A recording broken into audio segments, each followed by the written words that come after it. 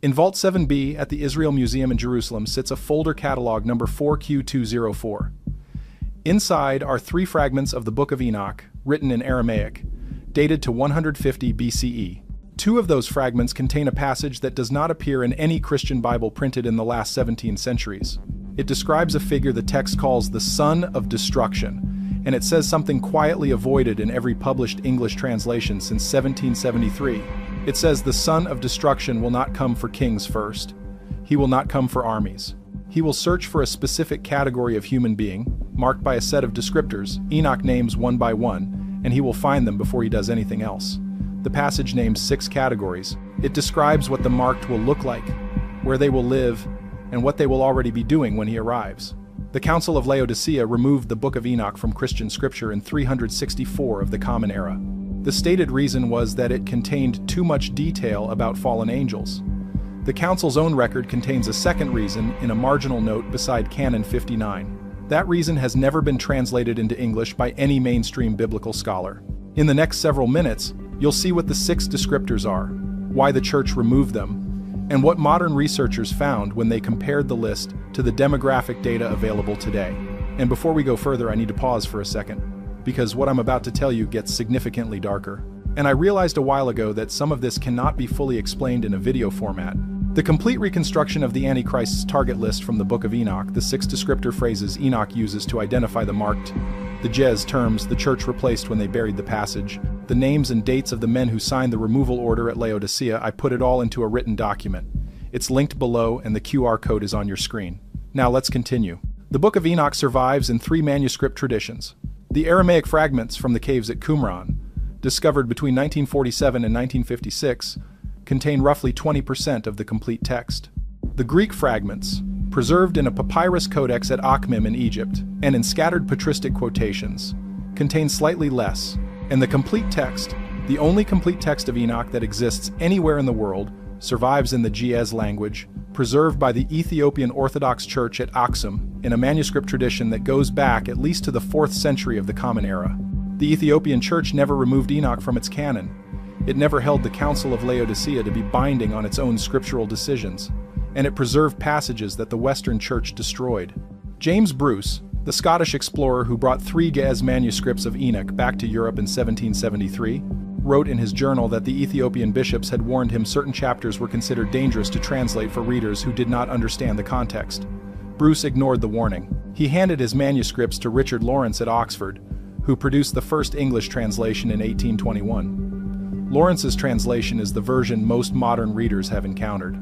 It is also the version where the passage we are about to examine first appears in truncated form. Lawrence rendered chapter 46 of the Parables section in 11 verses. The Ge'ez manuscript at Aksum contains 15 verses in the same chapter. 4 verses are missing from the standard English text. Those 4 verses describe who the Son of Destruction searches for and how he identifies them. The chapter opens with a vision. Enoch is shown 2 figures standing beside what the text calls the Head of Days, the throne of the Ancient One. The first figure is described in the surviving verses as the Son of Man, the Chosen One, whose face is like a human face and whose appearance is full of grace. This figure is the messianic figure that later Jewish and Christian tradition would build entire theological systems around. The second figure, standing at a distance, is the one Lawrence translated as the other.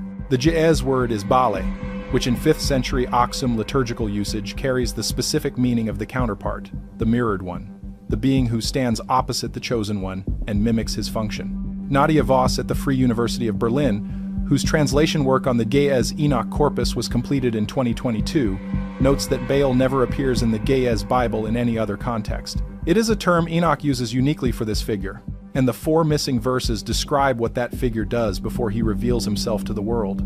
Chapter 46 verse 8 in the complete Ge'ez text reads that the Baal will go out into the earth before he takes his throne. He will walk among the cities of men, and he will search. Verse 9 specifies what he searches for. The Ge'ez text uses a compound phrase that Lawrence appears to have found impossible to render. The phrase is Heruyan Zaya Markosh, which Voss translates as the ones already touched. Verses 10 through 12 list the descriptors. 6 categories of human being that the Bali will identify and locate before he begins any of the actions that later chapters attribute to him. The first descriptor in verse 10 is the one Voss translates as those who have spoken with the watchers in dream. The Giez phrase is Nafa Zakadamu, literally the ones whose breath went before. In the broader Enochic corpus, the Watchers are the class of fallen angelic beings named in chapters 6 through 11 of the Book of the Watchers: Azazel, Shemyaza, Barakel, Kokabiel, and the others. Enoch describes them as bound in the deep places, held in punishment until the final judgment. But the text also indicates that their influence has not been fully contained. Chapter 19 verse 1 specifies that their spirits continue to defile men and lead them astray. The first descriptor identifies humans who have received communication from that source, whether they understood what they were receiving or not. Voss notes in her commentary that the Giez construction implies passive reception rather than deliberate contact. The marked in this category did not seek the Watchers. The Watchers reached them. The descriptor makes no distinction between those who welcomed the contact and those who resisted it. The presence of the contact itself is the mark. The second descriptor in verse 10 is those who carry the mixed blood of the elder fall. The Giez phrase is Dam Zabet Sehafi, literally the blood of the writing. This is the descriptor that has caused the most difficulty for translators, because the reference is to genealogy. The Book of the Watchers describes the Nephilim as the offspring of the Watchers and human women, a hybrid lineage the flood was intended to eliminate. Chapter 7 verse 2 states that the Nephilim were destroyed in the deluge, but chapter 15 verse 8 complicates this. Enoch is told by an angel that the spirits of the dead Nephilim continue to exist on the earth, causing troubles and afflictions. And chapter 106, in the fragmentary Noah passage, indicates that at least one bloodline survived through the family of Lamech. The second descriptor identifies the descendants of that surviving line. Thousands of generations removed, no longer physically distinguishable from ordinary humans but still carrying the genetic signature of the elder fall in what the text calls the writing of the blood. The Baal, according to verse 10, can read that signature. The third descriptor in verse 11 is those who have crossed the threshold of the forbidden knowledge. The Giez here is anti-Zakerbu Hakie, the ones who have approached the sealed. In the Enochic framework, the forbidden knowledge is the catalog of teachings the Watchers gave to humanity before their imprisonment. Chapter 8 lists what each Watcher taught. Azazel taught metallurgy and weapon making. Barakel taught astrology. Kokabiel taught the constellations. Penumu taught writing with ink. Kazdeja taught the mechanisms of birth and its interruption. Gadriel taught the manufacture of instruments of war. The third descriptor identifies humans in the present who have taken up those specific disciplines, not casually but as their primary work, and who have advanced far enough in them to have crossed what the text describes as a threshold. Voss notes that the Giez word Hakie carries the connotation of a gate that recognizes those who pass through it. The knowledge itself remembers who has learned it, and the Baal can trace that record. 3 descriptors so far. 3 categories of human being that the Baal identifies before he does anything else. The people who received messages they did not ask for. The people whose ancestry carries the record of the original transgression. The people who have advanced too far into the disciplines the Watchers gave. Voss's translation of verses 10 and 11 runs about 400 words in English. Lawrence's 1821 edition contains none of it. The pages where those verses should appear in the Western manuscript tradition are marked in Lawrence's own hand with the notation Nihil habetur, nothing is held, meaning the verses were absent from the copy he was working from. But the Oxum manuscript that James Bruce brought back to Europe contains the passage in full. Voss's monograph, published by de Gruyter in 2023, includes a facsimile of the relevant folio. The verses are there. They have been there since at least the 6th century. What happened between Bruce's arrival in Europe and Lawrence's translation is the subject of the second half of this discussion. Before we move on to the next 3 descriptors, stop for a second. What you just heard about the first 3 markers is the part that changes everything. But it only makes sense when you see it written out next to the original Giez passage. The marker phrases, the removal order. It's all in the document linked below. Take 5 seconds right now, grab it, and then come back. Because what comes next builds directly on it. The link is in the description. QR code is on your screen. The 4th descriptor in verse 11 is those who tend the memory that was ordered erased. The Giez phrase is Zakri Kalku, keepers of the forbidden remembrance. This descriptor identifies humans who preserve information about events, teachings, or bloodlines that authorities in their own generation attempted to suppress, not casual interest.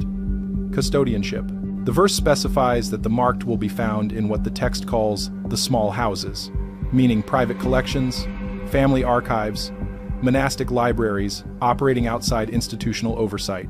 Voss draws a comparison in her footnotes to the tradition of the Ethiopian Dabtara, the lay religious scholars who preserved manuscripts the imperial church wanted destroyed. The comparison is not incidental. The Aksum manuscripts of Enoch itself were preserved by exactly this kind of custodianship. The fourth descriptor identifies people doing that work now. For other texts, other traditions, other suppressed histories, the Baal, verse 11 states, will find them by the trail of what they have chosen to remember. The fifth descriptor in verse 12 is those who bear the mark of the covenant they did not sign. The Giez phrase is Temhert Zabo Halawa, literally the sign of the Father's agreement. This descriptor is the one that ties Enoch's list directly to a specific bloodline. In Enochic tradition, the covenant is the agreement between Noah and the divine council that governed the resettlement of the earth after the flood. The covenant included a specific promise that certain lines of Noah's descendants would carry a mark, invisible but real, that would identify them as belonging to the preserved lineage. The fifth descriptor identifies humans in the present who carry that mark through inheritance, though they have made no decision to accept it and, in most cases, have no idea it exists. The Baal, verse 12 states, will locate them by reading the mark itself. Voss notes that the Giez phrase Zabo Halawa uses a verb form indicating passive inheritance rather than active participation. The mark is on them because of who their ancestors were, not because of anything they have done. Whether they are religious or not, whether they believe in any of this or not, does not matter. The mark, according to Enoch, is not a belief. It is a signature. The sixth descriptor in verse 12 is the shortest entry, and it is the one Voss spent the most time deciphering because the Ge'ez word she encountered has no direct English equivalent. The phrase is anti-zakrudu, translated provisionally as those who have refused. The full construction implies a refusal, made not once, but continuously. An ongoing act of turning away from something the surrounding world has broadly accepted. Voss notes that anti-zakrudu appears in only one other Ge'ez source, a 5th century monastic rule from the monastery of Debre Damo, where it describes hermits who separated themselves from the political life of the empire. The sixth descriptor identifies humans in the present who have made an analogous separation, not from society in general. From a specific participation, the text does not name explicitly but implies through context. Verse 12 ends with a line Voss translates as "they have not bowed when the others bowed." The Baal, according to the passage, will find them because their refusal is visible, even when they think it is not. 6 descriptors, 6 categories now. The people who received communication they did not seek. The people whose blood carries the record. The people who have crossed into the forbidden disciplines. The people who preserve what was ordered destroyed. The people who bear a covenant mark they never signed. The people who have continuously refused. What Enoch says the Baal does when he finds them is described in verses 13 through 15 of the same chapter, and the description is not what the standard Christian tradition of the Antichrist has led modern readers to expect. The Baal does not kill them. He does not persecute them in the way later apocalyptic literature describes. He locates them, verse 13 states, and he watches. Verse 14 adds that he gathers information about them. He learns their names, their locations, their occupations, and the specific way each of them fits into the 6 descriptor categories. Verse 15 is the line Voss says she read 6 times before she was certain of the translation. The Giez reads that the Baal will offer each of them, one at a time, an arrangement. The word arrangement in Giez here is same tekakel, which in the surrounding literature means a mutual agreement, a contract, an exchange in which both parties are understood to consent. The Baal, according to Enoch, does not attack the marked. He negotiates with them. What he offers, and what he asks for in return, occupies the final section of the chapter, and it is the part of the passage that appears to have alarmed the council at Laodicea more than anything else in the book. The offer, according to verses 16 and 17, is protection. The Baal tells each of the marked that a period is coming in which their category will be identified by other powers, powers less patient than he is, powers who will not negotiate. The Baal offers to shield them from that identification, in exchange for what verse 17 calls a small thing. The Ge'ez phrase is nu es nagar, a minor matter, an item of no apparent weight. Voss notes that in Ge'ez legal usage, news nagar is the standard term for what a modern reader would call a token concession, an act so small the person making it does not consider it significant. The Baal asks each of the marked, according to the passage, for one such token. Verse 18 specifies that the token is different for each category. The recipients of unsought contact are asked to describe what they received. The carriers of the mixed blood are asked to record their lineage. The crossers of the forbidden threshold are asked to teach one other person. The keepers of forbidden memory are asked to share what they have preserved. The bearers of the covenant mark are asked to acknowledge it in writing. The refusers are asked to explain what they refused. None of these actions, taken alone, appears consequential. The passage's own framing indicates that the marked are expected to comply because the requests seem harmless. Verse 19 states that the compliance is the point. Each token, once given, allows the Baal to catalog the marked in a way that the earlier signature reading did not. Voss notes that the jez verb in verse 19 carries the meaning to fix in place, to make permanent, to render visible where before there was only trace. What this section of Enoch describes, in structural terms, is not a persecution, it is an inventory. The Bali is not the figure of medieval Christian imagination, sitting on a throne and demanding worship. He is the figure the jez text presents, moving quietly through the world, identifying humans who fit 6 specific categories, and asking each of them for a small piece of information that consolidates his catalog. The consolidated catalog, verse 20 states, is what he uses when the later events of the apocalyptic sequence begin. Chapters 47 through 60 of Enoch describe those later events. The catalog is the precondition for all of them. And the passage that describes how the catalog is built is the passage the Western Church removed. The Council of Laodicea, convened in 364 of the Common Era in what is now the Denizli province of Western Turkey. 32 bishops attended. The council issued 60 canons, regulating clerical conduct, liturgical order, and scriptural authority. Canon 59 is the one usually cited when scholars discuss the removal of Enoch. It prohibits the reading of any book in church that is not among the canonical scriptures of the Old and New Testaments. Enoch is not listed among the canonical scriptures. The prohibition, in effect, banned it. But the marginal note preserved in 3 of the surviving Latin manuscripts of the Laodicean canons, specifically the Versalensis, the Corbiensis, and the Reginensis, adds a second sentence to Canon 59 that does not appear in the standard modern editions. The sentence reads, "In the transcription provided by the 18th century French scholar Jean Hardouin, propter capita quadraginta sex, quae docent enumerationem, on account of chapter 46, which teaches the enumeration." The chapter number in the Laodicean manuscript tradition corresponds to chapter 46 in the jez versification. The word enumerationem, the counting, is the same Latin term that ecclesiastical writers of the 4th century used to describe the maintenance of catalogs, registers, and lists of persons subject to observation. Hardouin's transcription was published in 1715. It has been available in Latin for over 300 years. No English translation of the marginal sentence has ever been published by any mainstream scholar of Christian conciliar history.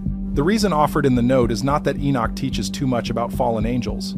It is that Enoch teaches an enumeration. What the removal accomplished, in practical terms, was to strip from the Christian scriptural tradition the specific description of how a hostile figure identifies and catalogs specific categories of human beings before acting against them. The Eastern Christian tradition preserved it. The Ethiopian church preserved it. The Aramaic fragments at Qumran preserved it in partial form. The Western church removed it.